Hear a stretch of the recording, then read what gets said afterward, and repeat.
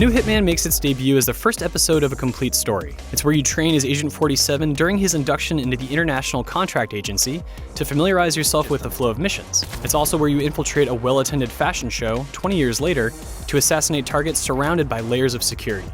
There are multiple ways to slip in and out of the mission's 3 secure locations, and many means to complete your objectives, lending great amounts of replayability for the curious and the creative. Hitman's sandboxes are intricately woven, offering an abundance of decision-making opportunities that can drastically change your approach towards a mission and the execution of objectives. Do you infiltrate and choke your target with a wire, or slip poison into their favorite cocktail? These are 2 of many possible tactics that you can employ. More than objects or people in an environment, it's Hitman's UI settings that hold the most power over your experience. Though you can take advantage of systems, the likes of which allow Agent 47 to see through walls, that can make your job easier, you may also choose to disable all assist options and immerse yourself in the challenge at hand. In a sea of hundreds, surrounded by potential threats, Agent 47's missions can be daunting assignments that test your ability to improvise under smothering scrutiny.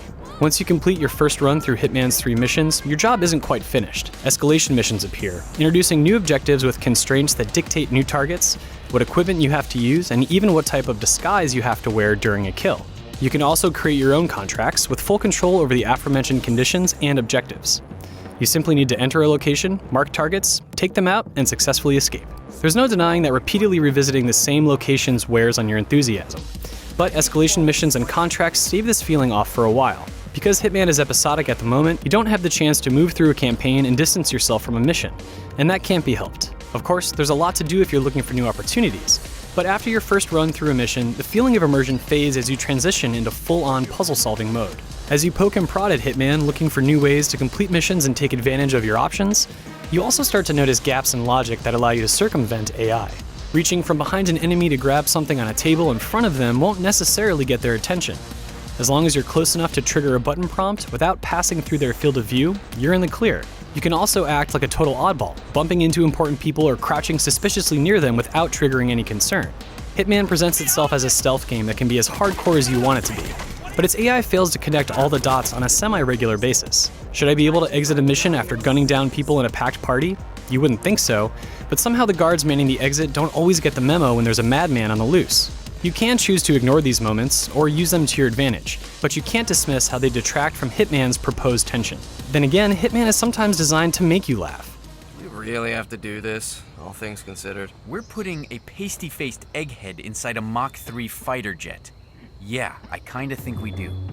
As you go about your business on a mission, non-threatening NPCs comment on your seemingly benign but strange behavior. They whine about their jobs when you engage with them in disguise. There is a definite contrast between Hitman's gameplay and its story, which is doled out in mysterious cutscenes that feature stone-cold antagonists. Hitman feels at odds with itself on occasion, but there's no question that missions are the star of the show, not the story, at least for now.